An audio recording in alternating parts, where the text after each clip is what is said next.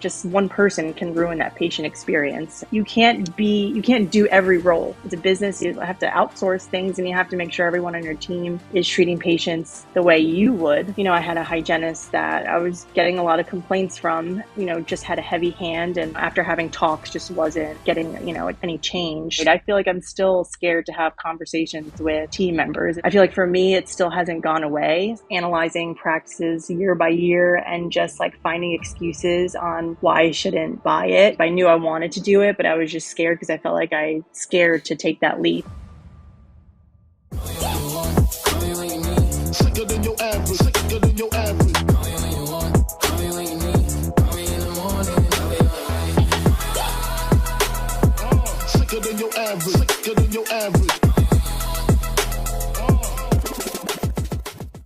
Welcome back to another episode of the Lifestyle Practice Podcast. I'm your host, Dr. Derek Williams, and I'm really excited for today. We are wrapping up our mini series that, for you listening, has only taken a few weeks, but for Danielle and I, this has been a year-long process at this point, recording this episode. So welcome back again, Danielle. Thanks for being here. Thanks. It's a good day to record a podcast. I have my in-laws in Virginia, and it's a rainy day, so it's a good day to record. Your in-laws in Virginia? Yeah, I'm in Virginia. It's my father-in-law's office. So yeah, it's just rainy. The Hurricane Debbie is coming up this way, so I guess that's why it's raining so much. But oh, that's cool. That's fun. Yeah, I always love something good inside to do on rainy days. Yeah. It's tough with two kids, but I think we're going to take them to the museum, something good that's indoors, a children's museum soon. So yeah, that's great. Good rainy day activity. Yeah. So I'm excited for today to wrap up some of the things that we've been talking about for the last year, and it's fun. It's fun to look back. And so there's a couple approaches that I want to take in today's episode. One is just start out by kind of like wrapping up things as far as like, okay, the last few months progress since we checked in last and talked, like what are some of the things that you've had to work through, some of the wins and successes. And after we kind of get through that, then we'll kind of take a step back and kind of look at the big picture. Okay, we're about a year in, closing in on the first year. How did things end up compared to what you expected? So let's start off. Give me your thoughts of the last few months. What are some of the changes that the office has been going through, or that you have been going through or experiencing? So the last few months, I live in Florida, Stuart, and there's a lot of snowbirds, so it can get pretty seasonal. And so the summer has been a little slower. But it's been good because I've kind of been able to take my time with patients and spend a little more time just talking with patients. And I also lost a hygienist. I had 3 hygienists. One was 3 days a week, so kind of part-time. And she moved to Colorado. And she was a great hygienist. So we lost her. We're down to 2 hygienists now. And I've been kind of going back and forth on whether or not we want to hire a 3rd or just leave it at 2. So it's been good. I was kind of panicking. So I was like, oh, we're not going to have any room for patients and new patients. And, our productivity is going to go down by a lot. But it actually turned out that I just kind of been enjoying the ride, and again, taking my time with patients, taking more time off to spend with my family. So it's been actually a really nice summer. And so the last 3 months have been good. I took a week off in July. I'm going to take another week off in August, at the end of August. So I've really learned that to maximize the time I have in the office when I'm in the office, and also maximize the time that I have at home when I'm with my family.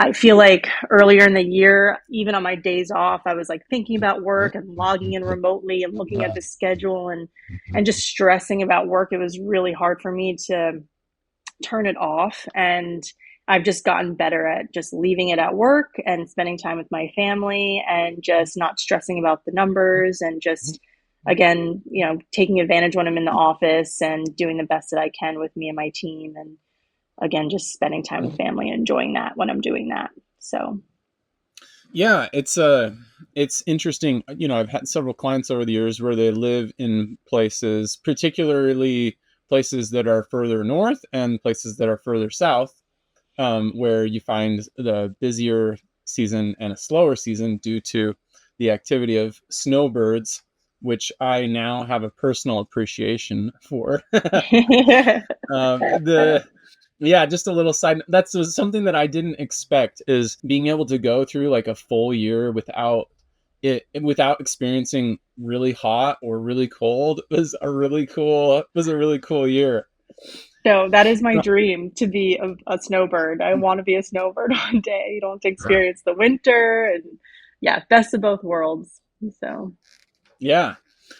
So that's always something that comes up when we talk about things, is when we get to that point of, I mean, usually in the busy season it's an easy decision. It's like, okay, let's increase our ceiling and our capacity. Let's make the most of this busy season. But during the slower season, it's a different question a little bit.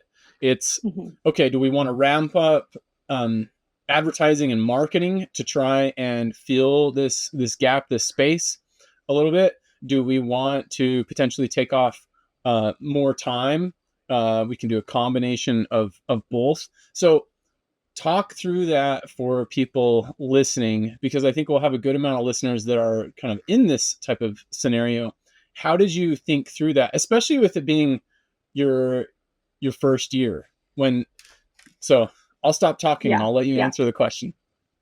Yeah, I was definitely kind of panicking because I can't remember if it was May or June. One of those months was a little slower, and I was like, "Oh no, it's starting. Like it's going to get pretty slow." And we ended up doing pretty good still, but in the end, but at the towards the beginning middle of the month I just was feeling it, so I know I was thinking I was going to start adding, start doing endo and trying to not refer out a lot of things and maybe do some marketing, but we just decided that we were really going to hone in on trying to get more Google reviews, and just treat the patients best we can, because I love the patients that refer us other patients. Those are like the best new patients referrals. So just yeah, getting Google reviews. We got like Bird Eye, which was actually pretty expensive, but I like it because we can text patients and invite them to write a Google review. So we've had some good success with that. So Google reviews. We haven't really done any paid marketing, but I just looked at the schedule and I said, I want to be able to fill 3 solid days. And if we can't like fill, like really book it completely, then I'm not going to open up Thursdays. I was doing during the season like 3.5 days, 4 days. So sometimes do a half day on Thursdays. But this summer I've been really cutting it down to three. Um, I'll do a half day Thursday, like one or two a month, but just really letting my front desk fill the 3 days, and not opening that fourth, the half day unless it's really needed. So, yeah, that's what we did. And we were, we just worked as hard as we could on those 3 days and try to make patients happy, invite them to make Google reviews, and then go from there. How did you work through this? I've had several clients when we're talking about, and this can be not even necessarily seasonal, but making the jump from going from 4 days to 3 days a week, or cutting back their clinical time. Um, Even when there's times where it seems pretty obvious that they can cut back time and keep the same amount of production, it's still a scary experience for them to go through. I think there's still a lot of questions of, oh, what if patients don't like it? What if I don't? What if I can't produce the same amount? What if I don't make as much money? Did you think through those kinds of things? Were those, were those voices in your head scaring you away from taking action, or not? And if so, how did you work through that? Well, I was doing 4 days towards the beginning of the year pretty Yeah. consistently, and then I started cutting it back to just, like a half day. Like we were working from 8:30 to like 2.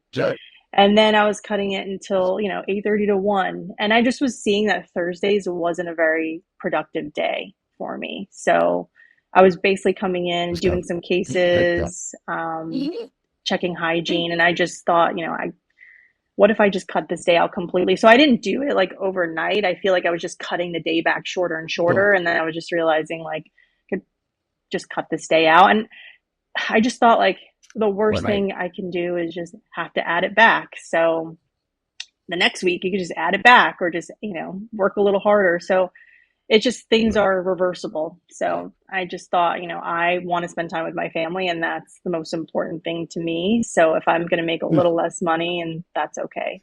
So, and if I'm not okay, if I find out that I'm not okay with it, I can always add it back later. So, I love that. It's and that's a lot of times the conversation that we have. It's always easy to go back, uh, increase your hours. So it's interesting to hear your approach. It was kind of slow, stepwise, and like, mhm, okay, this is actually going well. Let's just cut it out altogether. mhm.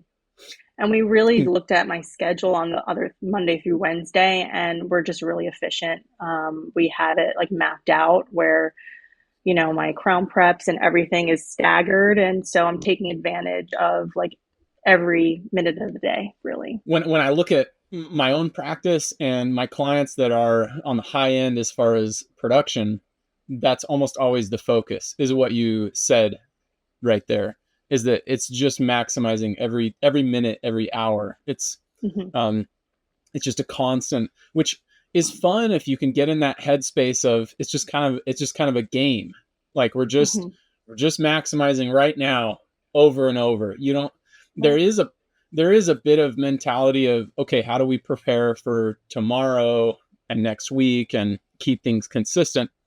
But I would say there's an equal, if not more, focus on just maximizing production during this hour. Yeah, maximizing it. And I mean, it is like a game. If I'm like sitting down for too long, I'm like, am I maximizing the amount of time I shouldn't be sitting? Like, how can we make it more efficient? So I'm still spending the quality time with patients, but you just don't want to be just hanging out in your office. At least that's how I feel. I don't want to be hanging out in my office for long periods of time because that's just not being efficient. So you could be seeing patients and just fitting more patients in and taking the days off that you want off. So, Yeah. So this may be an interesting time. Um, I was reviewing our metrics, and if we compare your first, so we haven't finished the fourth quarter yet, but the first 3 quarters of your practice, you have increased production by about 2,500 per order. No, actually higher than that. Um, are you okay with me sharing numbers as far as like your daily production yeah, per quarter? So your first quarter, your daily production average was 5,700. Your second quarter jumped to 9,300. So that's an increase of what, 30? Is that 36? don't Yeah, ask me to do 30. math in my head. 3,600. So like you increased by like some like 75% from the first quarter to the second. And then going from the second quarter to the third, it went from 9,300 per day to 11,900 per day. So another that's a $2,600 increase. So that's I mean, within from quarter one to quarter three, you more than doubled your daily production.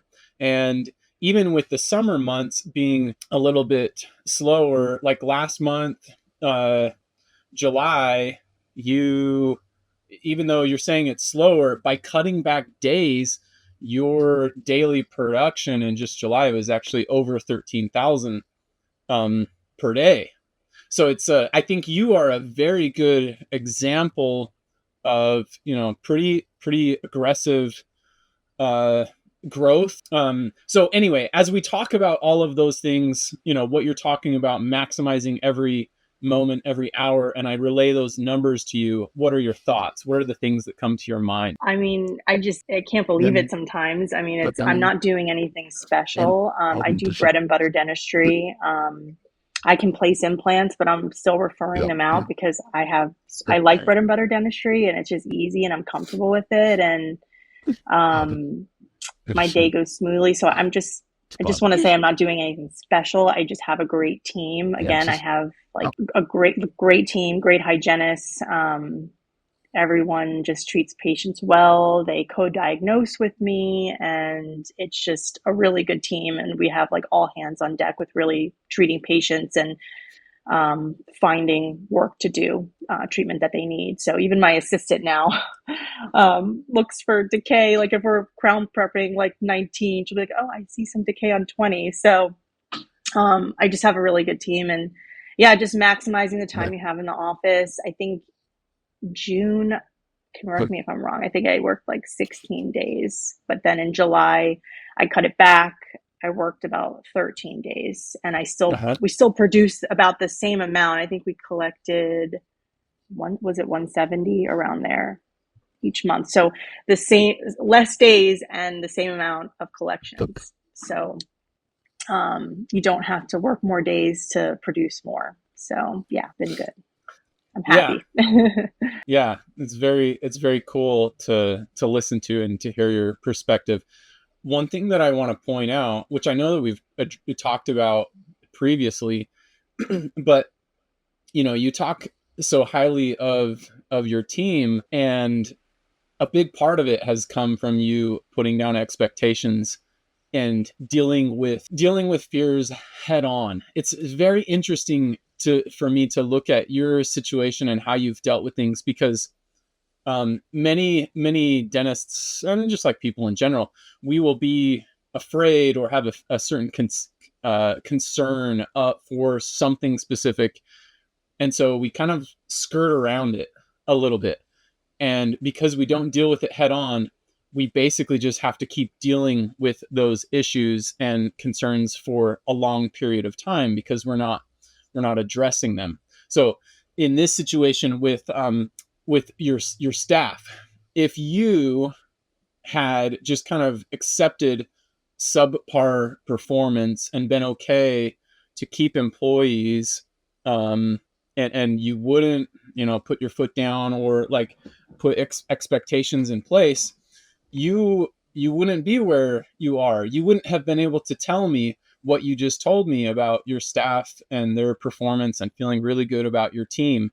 So it's been because you're willing to go head on into those things and deal with the fears and the concerns very at the very beginning, that ends up getting you places. You end up growing. You see traction and progress that you wouldn't have seen otherwise. Yeah, I Abtest. mean, I think really the team What out? is everything. I inherited um, a team from the previous dentist that I bought the practice from, and Da, there were just a lot of da, issues. And I think if I kept that team, I know if I kept that team, we wouldn't be where we are today. Intershaki, You can't, Park, you can't do every role. You have to. It's a business. You have to outsource things, and you have to make sure everyone on your team is treating patients the way you would. Um, just one person can ruin that patient experience, and that patient will. I always think of patients telling family members that, oh, don't go here, and just saying negative things. I don't want that, and so I want those referrals. I want them to tell their friends and family how nice the front desk was, how amazing the hygienist was, how gentle she was, and how friendly she was. Um, how comforting the assistant was during a scary procedure, when I'm nervous. So just having a team like that just makes such a huge difference. And I didn't.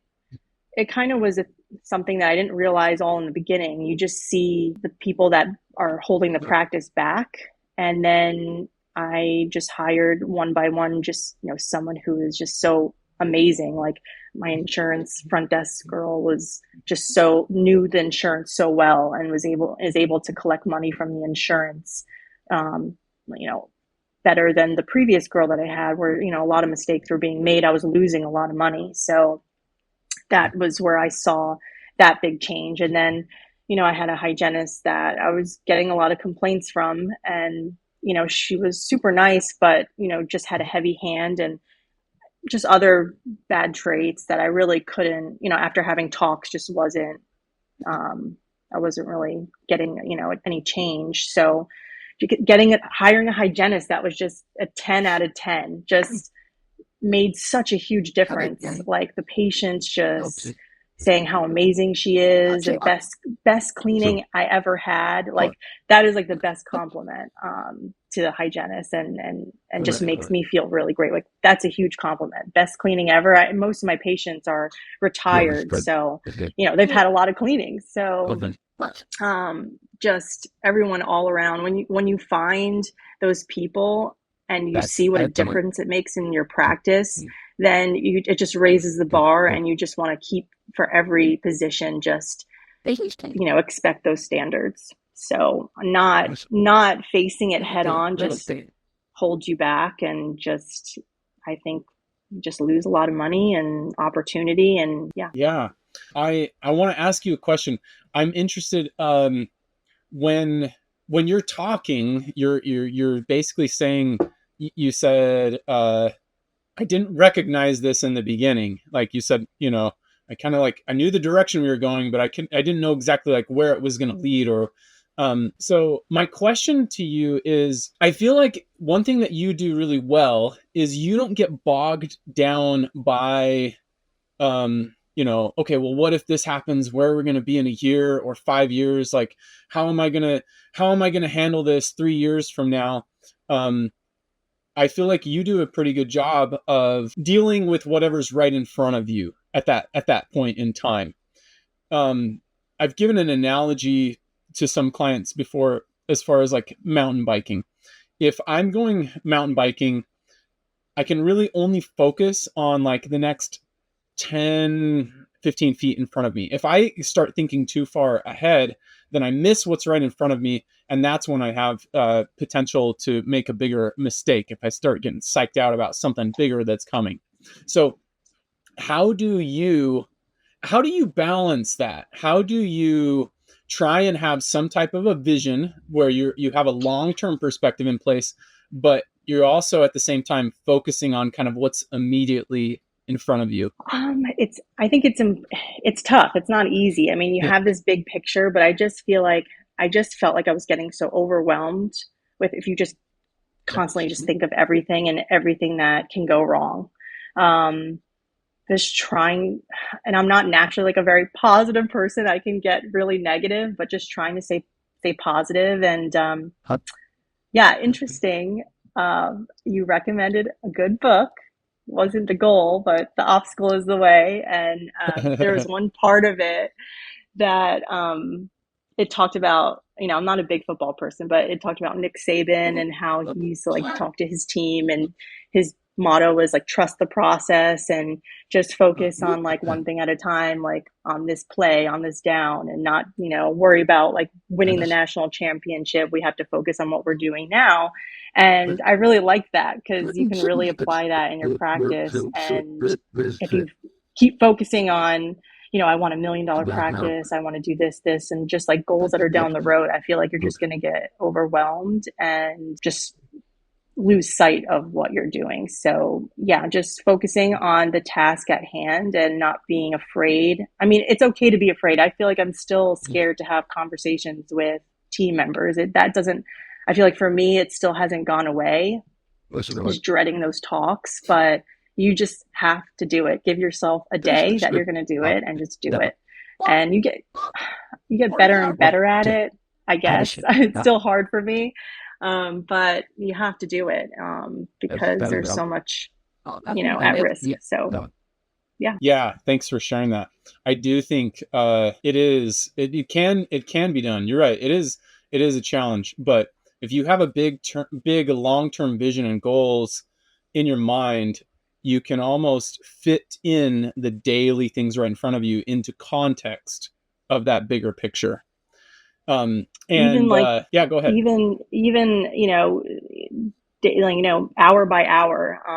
Like sometimes I'm going into an operatory and I know there's a bunch of patients waiting on me and I want to like rush giving, some anesthetic, but I know if I push it a little too hard and not do it very slow, like I'm going to hurt them, and then they're going to remember that I hurt them, and they're not going to, I like when they say that's like the best shot I've ever had, or that was, I didn't even feel that. So that's again, just like, opportunities, to get more patients. So even little things like that, I think are important. Yeah, yeah, that's a perfect example. Something where it would be so easy to get bogged down by just the immediate, but you're still keeping the big picture in mind of, hey, here's where we're going, and this is how that plays into where how I'm going to treat this person in this moment. It's interesting for me when you talk about difficult conversations, because I think it's just constant progress. I would think, and I would be interested to hear. I would think that you're definitely better and more confident at having difficult conversations now than you were 6 months ago or a year ago. And for myself, I can say that as well. Even yesterday, I had a pretty difficult conversation um, on the phone with someone, and it was tough, and I found myself in the moment on the phone call being able to kind of like take a step back and say, hey, this is okay. Let's explore. Let's see how this conversation can go. Let's let's I remind myself, let's really listen to this person.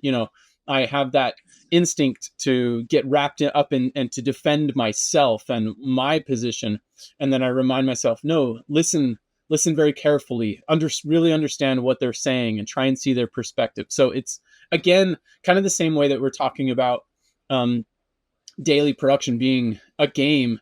All of life can be that way potentially, and it's just constant growth. We start out with things that are a little bit easier, and eventually we can start to apply that to situations that are a little bit more difficult. Yeah, I do feel like it's still scary, but I do feel like I'm getting better. I think another important thing is to also just be open to feedback from your team, because they are also in, running the ship with you, and they see the day-to-day issues that arise. So it's good to be open to what they're feeling and what they're thinking as well, because it just helps me grow and helps me learn how to be a better leader and also just a better provider for patients. Yeah, that's great. Um, so now that we've kind of gone through that stuff, I think we've probably kind of gone through both, like the more like short term recently and also big picture. What are now that you're almost a year in, what are some of your big picture thoughts as far as what you expected? Like when we started out in the very beginning, where did you expect to be or hope to be, and has that happened for you? How has the anticipation and expectation of things, how does that compare to what things have turned out in actuality? Um, it's crazy how, a year ago, or a little more than a year, less than a year ago, before I bought the practice, and it was just the scariest thing. I was looking at practices. I feel like I was just analyzing practices year by year and just like finding excuses on why I shouldn't buy it, because I was just scared to take that leap. I knew I wanted to do it, but I was just scared because I felt like I didn't learn any of this stuff in dental school, and I was just, scared to take that leap. So just not being as scared and willing to take the risk, and also just getting people on your team that will help the process go smoother and give you confidence. Like I got a really good CPA in the very beginning that helped me look at practices, like a dental CPA, and then getting a good attorney. Actually, I was on the fence about signing up with you because I was like, I don't know if it's something that people do like once they have a practice, but I just felt like, you guys knew so much and, how to run a practice and what a good practice to buy look like. So, and that whole process. So I just felt like that was a good time to start the coaching. And so just having everyone on my team just who knew what they were doing just kind of guided me through the process and helped me take that leap, because for years, I just would look at a practice and I would know it's a pretty good opportunity, but I would find like one little detail where, no, I think this is not a good one. Maybe I should just pass. And it's just like I gave up so many opportunities, to somebody else that eventually bought those practices. So it's just crazy that I finally took the leap. I want to tell people that, you shouldn't be scared because you can do it too. And, yeah, that was like the biggest thing looking back. Like, it's just like, I can't believe I was so scared to do this because look at me now. So. That's so cool. Yeah, it's really cool. And I remember, in the very beginning talking, and I was in my head, I was thinking, man, she's gonna crush it. Like I just being excited, but I know what it's like to be in that position where you feel you're excited and you feel confident, but it's also just like so much unknown. It's like you can't really know until you just actually Yeah. get there in that time. Yeah, I was like, I could crush it or I could go bankrupt in 3 months. Like either one, I have no idea what's going to happen. So it's really cool to just come, you know, along this way and just be successful and now be really confident and comfortable. So it's pretty cool. If I can, um, from my perspective, let me kind of like point out a few things that I think that you did very well and that you did right. Um, I think one thing is your motive, right? Like you went into this with a really good motive of wanting to have control over your life, not not having to worry about someone else telling you whether or not you had a job or what circumstances you could practice or which procedures, like just being able to be in control of yourself, your own schedule, and call the shots. So I think that was really big. I think you already alluded to this and kind of touched on it, but just being willing to get really good professionals in your corner from the very beginning. There's a lot of people that think, okay, I mean, if I'm gonna make this work, I need to be really careful with like my costs and keep things as low as possible. And then at some point in the future, I can hire some good professionals to help me make some traction and headway. And I think you're a good example where, you were willing to, get those people in your corner in the beginning. And that's helped you to really kind of accelerate your progress.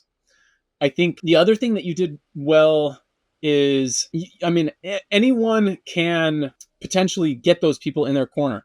But the thing that you also did is you didn't, at least from my perspective, it doesn't feel like you constantly like questioned and doubted yourself, doubted your decisions. You kind of, I guess, because partially what I see is at times the relationship that I have with clients comes down so much to trust. Someone can engage with me and work, but if there is not a certain level of trust back and forth, then I can give the very best advice, the most strategic plan, where I know that if they just apply it, they're going to see success. But if they don't trust that process and they're not willing to give themselves, it's not going to work. And so it's not only being able to get good people in your corner, but being able to trust them, being able to do the hard work. And I just consistently saw that from you over and over again, where we would make a plan and it was like you didn't question and doubt, you just pushed forward. And the next time I talked to you, I'd be like, oh my gosh, like she's already knocked all these things out and like gone above and beyond every single time. And I think that's so much of what has contributed to your success is is the trust and the willingness to put yourself out there and to do the hard things. Yeah, I mean, that's the reason why I got you on my team. I mean, if I just pretended like I knew everything, it would really hold me back. And yeah, I just knew that you have experience with this. You've owned your own practice. You were really successful, and you had the lifestyle really that I wanted. I think you worked like a few days a week too, and took a lot of vacation and spent time with your family. And yeah, so I just knew that I wanted to be like you. And so why wouldn't I listen to your advice? And just, going back to the whole process of buying the practice, like just listening to advice from my CPA and my attorney and how they really like negotiated the deal, not negotiated, but just like walked me through it. And, the broker was a bit difficult. So I'm just glad I didn't do that on my own, because they really like held my hand through that. So yeah, just knowing that you have a lot to learn and be open to make changes and take advice is, really, really important, I think, or you're not going to have much growth. So, well, you've exemplified that very well. I have nothing but good things to say, and I'm really excited to see where you go from here and what the next year looks like. And, I know that we've kind of talked potentially about some ideas as far as where you could go. And I think ultimately, I really believe in you, and I think you basically can pick and choose whatever you want to do, and you can make it happen. So, thank you again for everything, for taking extra time and being willing to share this. And I know that it's tough when you're in a position where you're so new and beginning at ownership, or anything. When you're in the beginning of something, it's a little bit tough to just be open and share things, and that's why there's not a whole lot of firsthand experiences of people in those situations. So thank you for coming on and being willing to share your story, be open and vulnerable. Yeah, you're welcome. I do want to add one more thing too, because I know you mentioned like not spending a lot of money in the beginning, and just watching your expenses. I mean, even with the coaching and really, I'm not frugal. I mean, I pay my staff really well. My overhead is really low, pretty low. And so you can still have low overhead and be successful, even with, getting the right people on your team and paying them well and things like that. So, but yeah, thanks for having me on. It was a lot of fun recording these podcasts. I can't believe we've done 4. This is the 4th one. 4th one. Yeah. Well, we'll have to have you back in the future to give updates and see what you're up to. I would imagine that a lot of people listening will have kind of really enjoyed hearing your story and would like to know in the future what happens for Danielle. Yeah, and I'm sorry if I repeated a lot. I don't remember what I said on the last recordings, but I hope you guys enjoyed it.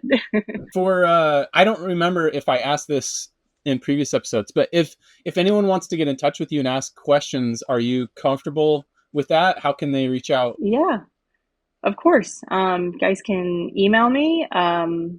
You can send them my email, or I can just say it here, dguerrino@gmail.com. And yeah, feel free to reach out and ask any questions. Awesome. Well, thanks for your time. Take care, everyone. We will see you in the next episode. Sicker than your average. Sicker than your average.